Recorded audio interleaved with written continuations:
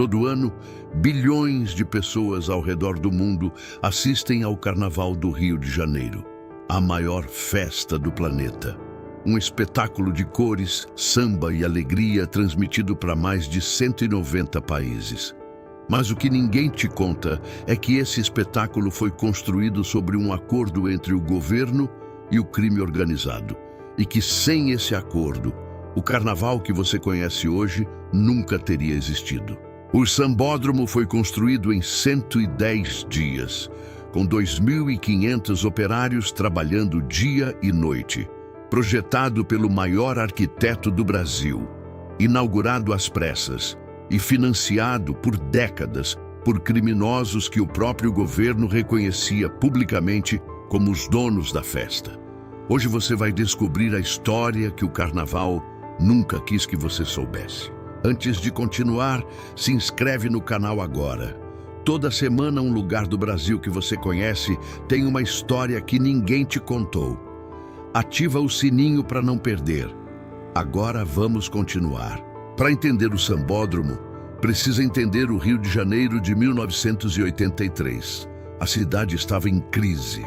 A ditadura militar estava acabando. E o Carnaval, a maior expressão cultural do Rio, acontecia nas ruas, sem estrutura, sem organização, sem dinheiro.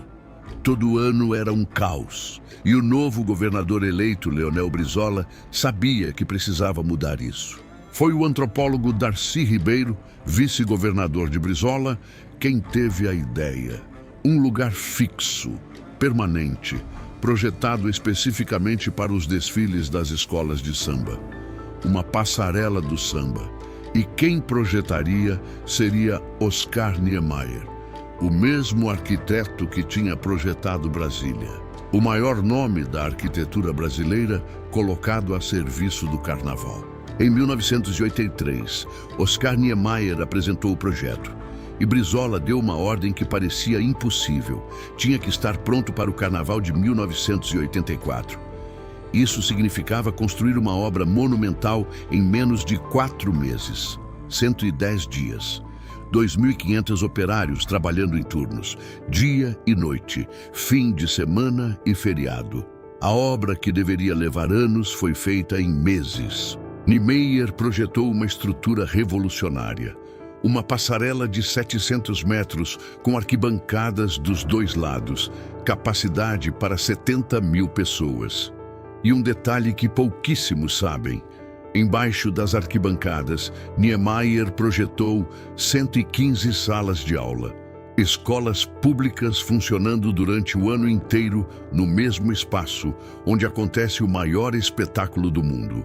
O Sambódromo é, ao mesmo tempo, escola e palco. Em março de 1984, o Sambódromo foi inaugurado. A obra estava pronta. O Carnaval aconteceria pela primeira vez numa estrutura permanente. O Rio de Janeiro inteiro celebrou. Mas enquanto o samba tocava e as escolas desfilavam, uma negociação silenciosa tinha acontecido nos bastidores.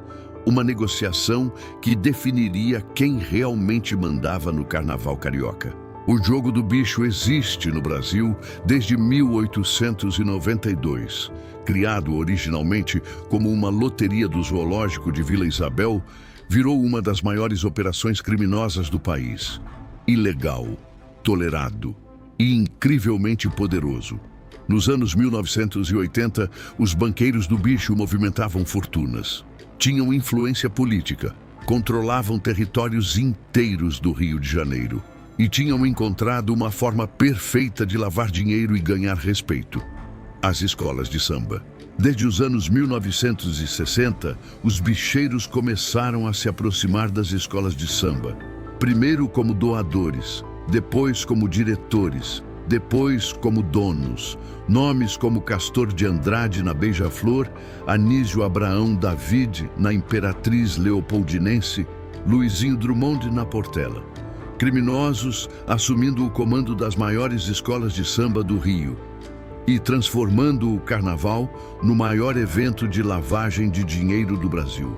Para os bicheiros, o Carnaval era mais do que diversão, era legitimidade, era poder, era a chance de aparecer na televisão, receber aplausos, ser tratado como benfeitor da comunidade.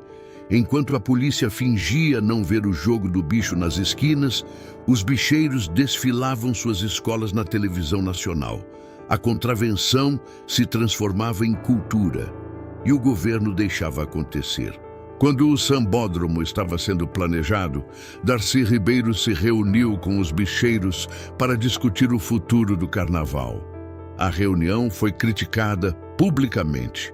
Como um membro do governo podia se sentar com criminosos? A resposta de Darcy foi histórica. Ele disse que não havia se reunido com contraventores. Havia se reunido com os patronos das escolas de samba. Uma frase que resume tudo sobre a relação entre o poder e o crime no Rio de Janeiro. 3 meses após a inauguração do sambódromo, em 1984, os bicheiros deram um passo além. Fundaram a Liessa, Liga Independente das Escolas de Samba, uma organização oficial com CNPJ, com sede, com diretoria, fundada e controlada por banqueiros do jogo do bicho. Castor de Andrade, Anísio Abraão David, Luizinho Drummond e outros bicheiros assumiram oficialmente o controle do carnaval carioca. E o governador Leonel Brizola reconheceu publicamente o papel dos bicheiros como financiadores das escolas de samba. Não escondeu, não fingiu que não sabia, reconheceu. O Estado brasileiro, pela voz do seu representante eleito, legitimou a presença do crime, organizado no coração da maior festa do país.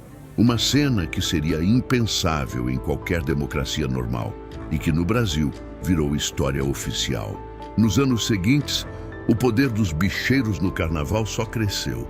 Eles decidiam quais escolas tinham dinheiro para competir, quais sambas enredo eram financiados, quais alegorias eram construídas. O carnaval que o Brasil assistia na televisão, aquele espetáculo de cores e plumas que encantava o mundo, era dirigido por criminosos e todo mundo sabia, e ninguém fazia nada. O dinheiro do jogo do bicho entrava nas escolas de samba e saía como investimento cultural. Uma das operações de lavagem de dinheiro mais sofisticadas e duradouras da história do Brasil. O Ministério Público do Rio de Janeiro documentou que os bicheiros começaram a operar também com o narcotráfico a partir de 1975. Crime organizado, droga e samba, tudo misturado sob as luzes do sambódromo. Por trás dos sambas e das fantasias havia guerra. Disputas por território entre os bicheiros viravam assassinatos. A morte do bicheiro Maninho em 2004 desencadeou uma guerra de sangue entre famílias que controlavam diferentes partes do Rio. Enquanto o carnaval acontecia na avenida, o crime acontecia nos bastidores. E o sambódromo continuava de pé, palco de uma festa que escondia um submundo violento. Mas aqui está o detalhe que ninguém conta. Enquanto tudo isso acontecia, o jogo do bicho, a lavagem de dinheiro, as guerras entre bicheiros, embaixo das arquibancadas do sambódromo, crianças do Rio de Janeiro iam para a escola todo dia. As 115 salas de aula projetadas por Niemeyer funcionaram durante décadas. O mesmo lugar que abrigava o crime organizado à noite era a escola pública durante o dia. Em 2016, o sambódromo recebeu as Olimpíadas do Rio de Janeiro.